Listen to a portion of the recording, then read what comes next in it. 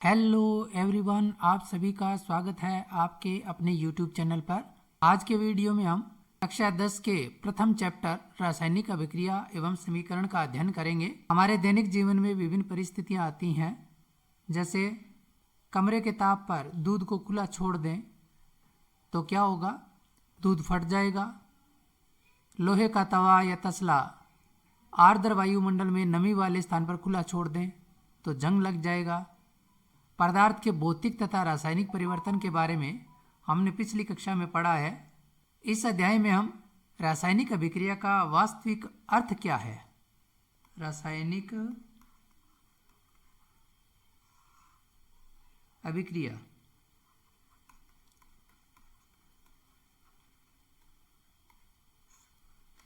जब कोई पदार्थ अकेले या किसी दूसरे पदार्थ के साथ क्रिया करके एक या एक से अधिक भिन्न गुणधर्म वाले नए पदार्थों का निर्माण करते हैं, उसे रासायनिक अभिक्रिया कहते हैं। अर्थात हम कह सकते हैं रासायनिक अभिक्रिया वह परिवर्तन होता है जिसमें नए पदार्थ बनते हैं। एक क्रियाकलाप करते हैं। लगभग 3 से 4 सेंटीमीटर लंबे मैग्नीशियम रिबन को रेगमाल से रगड़कर साफ कर लेंगे और इसे चिमटे की सहायता से पकड़कर स्प्रिट लैंप या बर्नर से इसका दहन करेंगे, जलाएंगे। इससे बनी राख को वॉच ग्लास में इकट्ठा कीजिए। मैग्नीशियम रिबन का दहन करते समय अपनी आंखों से दूर रखें। हम देखेंगे कि चमकदार श्वेत लौ के साथ मैग्नीशियम रिबन का दहन होता है और यह श्वेत चूर्ण में परिवर्तित हो जाता है। वायु में उपस्थित ऑक्सीजन तथा मैग्नीशियम के बीच होने वाली अभिक्रिया के कारण ऐसा होता है। इस क्रियाकलाप में हम देखते हैं कि मैग्नीशियम का रिबन लिया, वायुमंडल में उपस्थित ऑक्सीजन से क्रिया हुई और मैग्नीशियम ऑक्साइड का चूर्ण बनता है। इस प्रकार हम कह सकते हैं कि भिन्न गुणधर्म वाला नया पदार्थ बनता है। इस कारण इसे रासायनिक अभिक्रिया कहते हैं। वाक्य के रूप में किसी रासायनिक अभिक्रिया का विवरण बहुत लंबा हो जाता है, इसलिए इसे संक्षिप्त रूप में लिखा जा सकता है। रासायनिक अभिक्रिया को शब्द समीकरण के रूप में लिखना रासायनिक समीकरण कहते हैं। रासायनिक समीकरण में ऐसे पदार्थ जो अभिक्रिया करते हैं अभिकारक या क्रियाकारक कहलाते हैं और अभिक्रिया के पश्चात नए पदार्थ बनते हैं, उसे उत्पाद या क्रियाफल कहा जाता है। अभिकारक या क्रियाकारक को उत्पाद में परिवर्तन को तीर के निशान से प्रदर्शित किया जाता है। जैसे मैग्नीशियम प्लस ऑक्सीजन की क्रिया होगी, मैग्नीशियम ऑक्साइड बनता है। अभिकारक से उत्पाद में परिवर्तन को एरो के निशान से प्रदर्शित करते हैं। यदि अभिकारक या उत्पाद 2 या 2 से अधिक होते हैं तो उनके बीच में प्लस का निशान लगाकर दर्शाया जाता है। अभिकारकों को LHS लेफ्ट हैंड साइड और उत्पाद को RHS राइट हैंड साइड लिखा जाता है। यदि पदार्थ ठोस अवस्था में होता है तो सॉलिड यानी S से लिखा जाएगा। द्रव अवस्था में होने पर लिक्विड L लिखा जाएगा। गैसीय अवस्था होने पर G द्वारा प्रदर्शित किया जाता है। किसी पदार्थ के जल में विलय होने पर एक्वा यानी AQ द्वारा प्रदर्शित किया जाता है। कुछ आवश्यक परिस्थितियां जैसे ताप, दाब, उत्प्रेरक आदि को तीर के निशान के ऊपर या नीचे लिखा जाता है। तीर के निशान के बाईं साइड और दाईं साइड तत्वों के परमाणुओं की संख्या की गिनती की तुलना करते हैं। दोनों ओर तत्वों के परमाणुओं की संख्या समान है तो समीकरण संतुलित है, और यदि दोनों ओर संख्या समान नहीं है तो यह समीकरण असंतुलित है। रासायनिक समीकरण 2 प्रकार की होती हैं, संतुलित समीकरण और असंतुलित समीकरण या कंकाली समीकरण। संतुलित समीकरण जब किसी रासायनिक अभिक्रिया में अभिकारक और उत्पाद के परमाणुओं की संख्या तथा उनका परमाणु भार एक समान हो उसे संतुलित समीकरण कहते हैं। उदाहरण के लिए carbon plus oxygen, carbon dioxide. LHS और RH साइड में परमाणुओं की संख्या देखते हैं। लेफ्ट हैंड साइड में कार्बन की परमाणु संख्या है 1 और उत्पाद यानी RHS साइड में कार्बन की परमाणु संख्या है 1। अभिकारक में ऑक्सीजन की परमाणु संख्या 2 और उत्पाद में भी ऑक्सीजन की परमाणु संख्या 2 है। परमाणु भार की बात करें तो कार्बन का परमाणु भार 12, ऑक्सीजन का 16 है, 2 मॉलिक्यूल है तो 16 दूनी 32, टोटल 44 परमाणु भार है। RHS साइड में कार्बन का 12, O2 का 32, टोटल 44 परमाणु भार है। अर्थात यह समीकरण संतुलित है। असंतुलित या कंकाली रासायनिक समीकरण, जब किसी रासायनिक अभिक्रिया में अभिकारक और उत्पाद के परमाणुओं की संख्या तथा उनका परमाणु भार एक समान नहीं होता है तो उसे असंतुलित या कंकाली समीकरण कहते हैं। उदाहरण के लिए हाइड्रोजन प्लस ऑक्सीजन H2O का निर्माण होता है। लेफ्ट हैंड साइड में हाइड्रोजन के परमाणु की संख्या 2 है, राइट हैंड साइड में भी हाइड्रोजन के परमाणु संख्या 2 है। लेफ्ट हैंड साइड में ऑक्सीजन की परमाणु संख्या 2 है, लेकिन राइट हैंड साइड में ऑक्सीजन की परमाणु संख्या 1 है।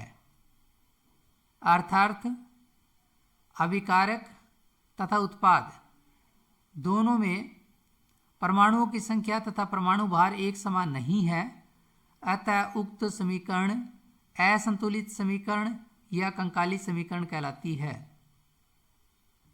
रासायनिक समीकरण को संतुलित करना। रासायनिक समीकरण को संतुलित करने की विधि को हीट एंड ट्रायल विधि कहते हैं। इस विधि के द्वारा असंतुलित समीकरण को संतुलित समीकरण में परिवर्तित किया जाता है। संतुलित करने की इस विधि को हीट एंड ट्रायल विधि क्यों कहते हैं? क्योंकि सबसे छोटी पूर्णांक संख्या के गुणांक का उपयोग करके समीकरण को संतुलित करते हैं।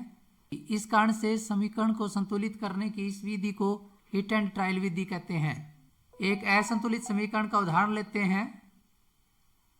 Hydrogen plus oxygen H2O।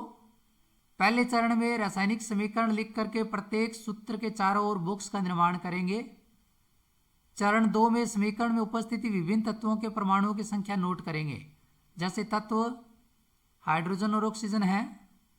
अभिकारक में परमाणुओं की संख्या हाइड्रोजन 2 है, ऑक्सीजन 2 है। उत्पाद में परमाणुओं की संख्या हाइड्रोजन की 2 है और ऑक्सीजन की 1 है। तीसरा चरण, सबसे अधिक परमाणु वाले तत्व को अभिकारक या उत्पाद की तरफ उचित गुणांक लगाकर संतुलित करेंगे। सबसे अधिक परमाणु वाला तत्व ऑक्सीजन है। समीकरण में अभिकारक में ऑक्सीजन परमाणु की संख्या 2 है और उत्पाद में ऑक्सीजन की परमाणु संख्या 1 है। संतुलित करने के लिए उत्पाद के परमाणु संख्या को 2 से मल्टीप्लाई करेंगे। अभिकारक और उत्पाद दोनों में परमाणु संख्या 2-2 समान हो जाएगी। उत्पाद में ऑक्सीजन की परमाणु संख्या बढ़ाने के लिए उसके आगे 2 लगाएंगे। ध्यान रहे, जैसे ही 2 लगाएंगे ऑक्सीजन की परमाणु संख्या तो 2 हो जाएगी, साथ ही हाइड्रोजन की परमाणु संख्या 2 × 2 4 हो जाएगी। इस प्रकार ऑक्सीजन परमाणु संख्या संतुलित हो गई है, लेकिन हाइड्रोजन की परमाणु संख्या अभी संतुलित नहीं हुई है। वर्तमान परिस्थिति में हाइड्रोजन परमाणु की अभिकारक में परमाणु संख्या 2 है और उत्पाद में परमाणु संख्या 2 दूनी 4 है। हमें अभिकारक में भी परमाणु संख्या 4 करनी है, इसलिए 2 को 4 करने के लिए 2 से मल्टीप्लाई करेंगे। अभिकारक में भी हाइड्रोजन की परमाणु संख्या 4 हो जाएगी और उत्पाद में भी परमाणु संख्या पहले से 4 है। इस प्रकार हमारी संतुलित समीकरण H2 + O2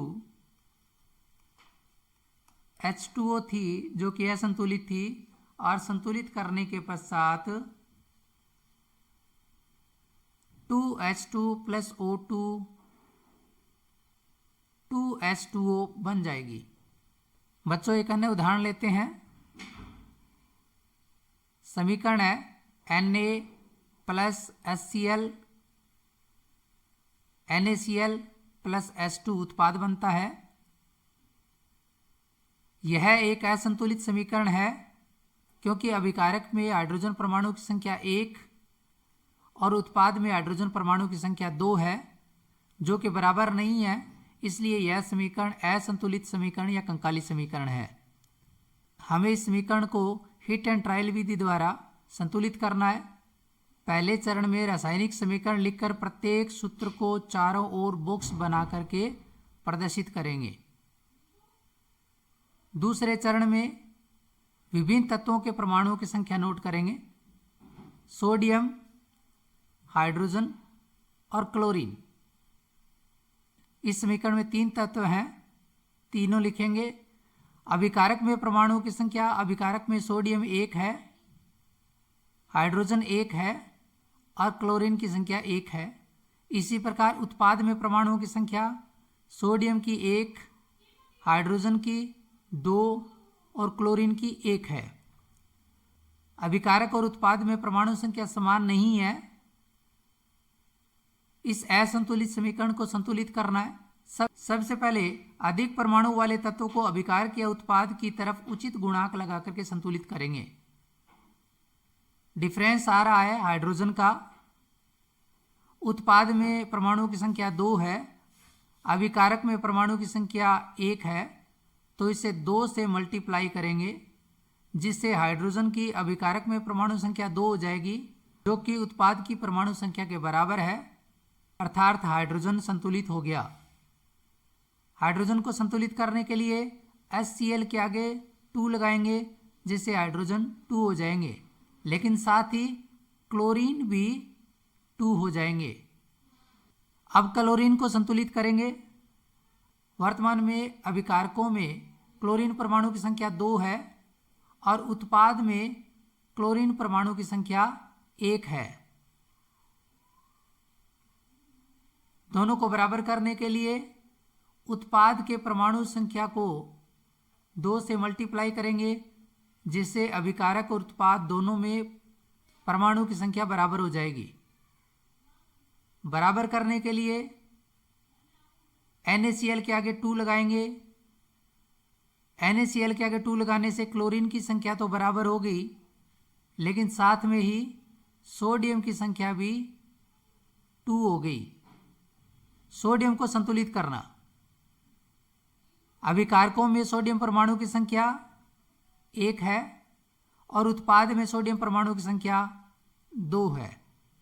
बैलेंस करने के लिए अभिकारकों की परमाणु संख्या को 2 से मल्टीप्लाई करेंगे, जिससे अभिकारक और उत्पाद दोनों में सोडियम परमाणु की संख्या बराबर हो जाएगी।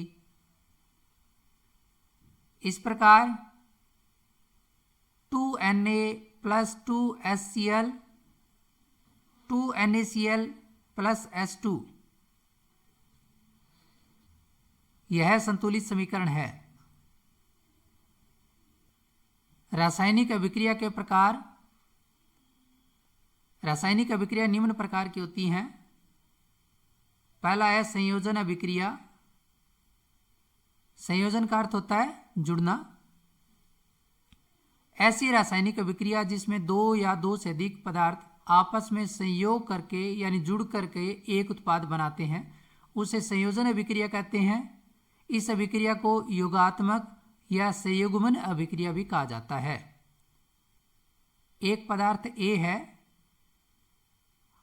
और दूसरा पदार्थ B है, दोनों जुड़ करके एक नया पदार्थ AB बनाते हैं, तो इस प्रकार की अभिक्रिया को संयोजन अभिक्रिया कहते हैं। कुछ उदाहरण जैसे कोयले का दहन, कार्बन ऑक्सीजन की क्रिया होती है, CO2 यानी कार्बन डाइऑक्साइड बनती है। इस अभिक्रिया में एक पदार्थ A है, दूसरा B, और दोनों एक साथ मिलकर के एक नया पदार्थ बनाते हैं। इस कारण यह अभिक्रिया संयोजन अभिक्रिया कहलाती है। जल का निर्माण जैसे हाइड्रोजन और ऑक्सीजन मिलकर के H2O जल का निर्माण करते हैं, इसमें भी दो पदार्थ मिलकर के एक नया पदार्थ बनाते हैं। अगला उदाहरण कैल्शियम ऑक्साइड, जिसे बिना बुझा हुआ चूना कहा जाता है, की क्रिया जब जल से करवाई जाती है तो कैल्शियम हाइड्रोक्साइड का जलीय विलयन बनता है। कैल्शियम हाइड्रोक्साइड के जलीय विलयन को बुझा हुआ चूना कहा जाता है। इसमें भी दो पदार्थ मिलकर के एक नया पदार्थ बनाते हैं। मैग्नीशियम फीते का दहन, मैग्नीशियम की क्रिया जब ऑक्सीजन के साथ करवाई जाती हैं तो मैग्नीशियम ऑक्साइड का चूर्ण बनता है। इसमें भी दो पदार्थ मिलकर के एक नया पदार्थ बनाते हैं। इस कारण से इस अभिक्रिया को संयोजन अभिक्रिया कहते हैं। साधारण शब्दों में कहें तो जब दो या दो से अधिक पदार्थ तत्व या यौगिक संयोग करके एकल उत्पाद का निर्माण करते हैं, ऐसी अभिक्रिया को संयोजन अभिक्रिया कहते हैं। जिन अभिक्रियाओं में उत्पाद के निर्माण के साथ साथ ऊष्मा भी उत्पन्न होती है, उसे ऊष्माक्षेपी रासायनिक अभिक्रिया कहा जाता है। उदाहरण के लिए प्राकृतिक गैस का दहन, जैसे की क्रिया जब ऑक्सीजन से होती है तो कार्बन डाइऑक्साइड बनती है, जल बनता है और ऊर्जा मुक्त होती है। जिन अभिक्रियाओं में उत्पाद निर्माण के साथ ऊष्मा भी उत्पन्न होती है, इस प्रकार की अभिक्रिया को ऊष्माक्षेपी अभिक्रिया कहा जाता है। श्वसन भी एक ऊष्माक्षेपी अभिक्रिया है। जीवित रहने के लिए हमें ऊर्जा की आवश्यकता होती है। यह ऊर्जा हमें भोजन से प्राप्त होती है। पाचन क्रिया के समय खाद्य पदार्थ छोटे छोटे टुकड़ों में टूट जाते हैं। जैसे चावल, आलू तथा ब्रेड में कार्बोहाइड्रेट होता है। इन कार्बोहाइड्रेट के टूटने से ग्लूकोज प्राप्त होता है। यह ग्लूकोज हमारे शरीर की कोशिकाओं में उपस्थित ऑक्सीजन से मिलकर हमें ऊर्जा प्रदान करता है। ग्लूकोज C6H12O6 ऑक्सीजन से क्रिया कर कार्बन डाइऑक्साइड, जल और ऊर्जा का निर्माण होता है। इस अभिक्रिया में ऊर्जा मुक्त होती है, इसलिए श्वसन एक प्रकार की ऊष्माक्षेपी रासायनिक अभिक्रिया है। शाक, सब्जियां, वनस्पति द्रव्य का विघटित होकर कंपोस्ट बनना भी इस ऊष्माक्षेपी अभिक्रिया का एक उदाहरण है। इसके अलावा CaO यानी बिना बुझा हुआ चूना की क्रिया जब H2O के साथ करवाई जाती है, कैल्शियम हाइड्रोक्साइड बनता है और ऊर्जा मुक्त होती है। यह भी एक प्रकार की ऊष्माक्षेपी अभिक्रिया है। इस अभिक्रिया में निर्मित बुझे हुए चूने यानी कैल्शियम हाइड्रोक्साइड का उपयोग दीवारों की सफेदी करने के लिए किया जाता है और कैल्शियम हाइड्रोक्साइड वायु में उपस्थित कार्बन डाइऑक्साइड के साथ क्रिया कर कैल्शियम कार्बोनेट की एक पतली परत बना देता है। सफेदी करने के 2-3 दिन बाद कैल्शियम कार्बोनेट का निर्माण होता है। इससे दीवारों में चमक आ जाती है। संगमरमर का रासायनिक सूत्र भी कैल्शियम कार्बोनेट ही होता है।